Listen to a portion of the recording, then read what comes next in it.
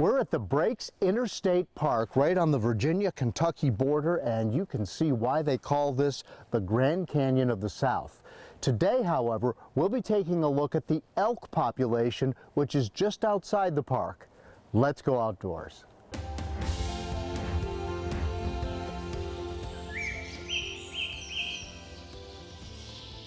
We're at Breaks Interstate Park right on the Virginia-Kentucky border, and that is the river that created the breaks millions of years ago. But today I want to take you on an excursion to the local elk herd. 10 years ago, here in Virginia, biologists decided it was time to have the elk return to Virginia. They haven't been here pretty much since the 1850s when they were hunted to extinction. So now we're going to take you to the elk herd and show you some amazing pictures of the 250 elk that now call Virginia home.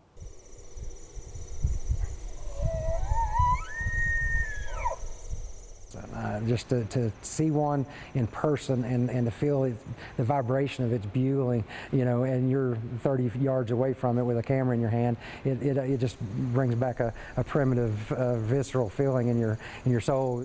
Elk in Virginia. Elk are a native species to North America, so a lot of people think about them as a Western species, but they were native to all over North America.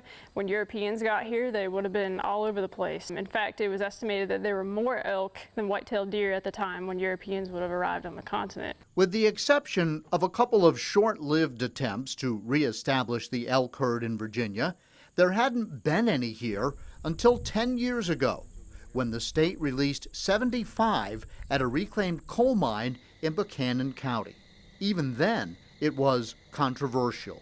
It's my understanding that the major concern with agriculture is disease, because there are diseases that cattle and elk can share. Success in Kentucky and Tennessee opened the door here in far southwest Virginia, in counties where less than 6% of the land is used for farming. So this is the original site where they were first released? Yes, this is ground zero for the release. The elk habitat is really centered on reclaimed mine land. So there's really two main components of elk habitat. It's open fields, kind of grasslands, early successional type areas that they like to feed in, but they also need that in close association with forested land. From the original 75 elk, the herd has grown to 250 plus. We've got about 200 in Buchanan County and about 50 or so down in Wise County, and then there's some elk that are spread out in other counties as well in Southwest Virginia. Biologists consider this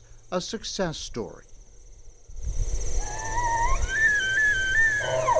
It's a far cry from the estimated 13,000 in Kentucky, but that has never been the goal in Virginia, nor is it the goal to see elk all over the Commonwealth. The plan is to keep them essentially in coal country. The ultimate goal is just to keep growing our population until we have, kind of maxed out or are approaching, maxing out the space we have available for them. But to be honest with you, we're really not even close to that. We've got a lot of land within our management zone, which is Buchanan, Dickinson, and Wise counties, that aren't being utilized by elk. Over the course of the last 10 years, what we have seen is the tours have become so popular that we had to get a 32-passenger bus a few years ago. The other success story is tourism. Elk are a big draw.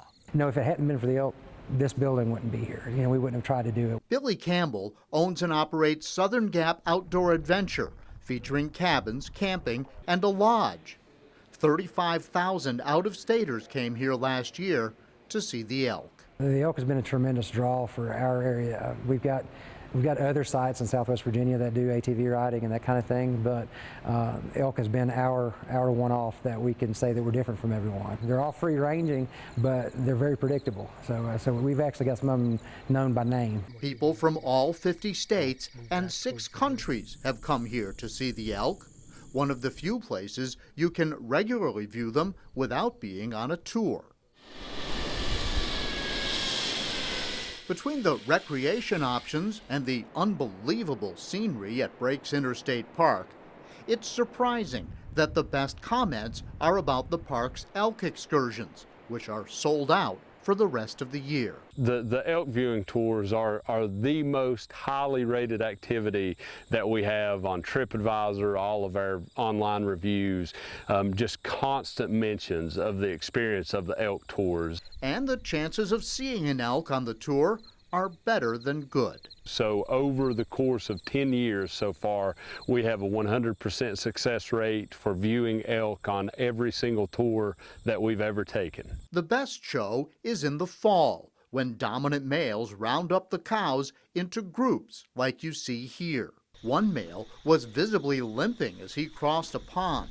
No doubt, Bradley says, this bull lost a fight for dominance and paid the price.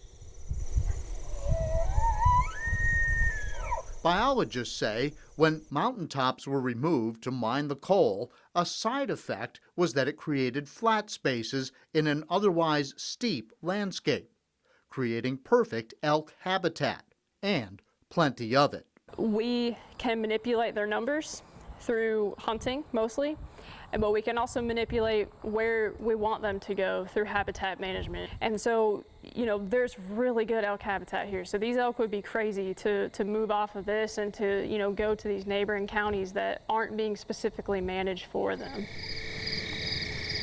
Reintroduced animals on reclaimed land, a growing success story in Southwest Virginia.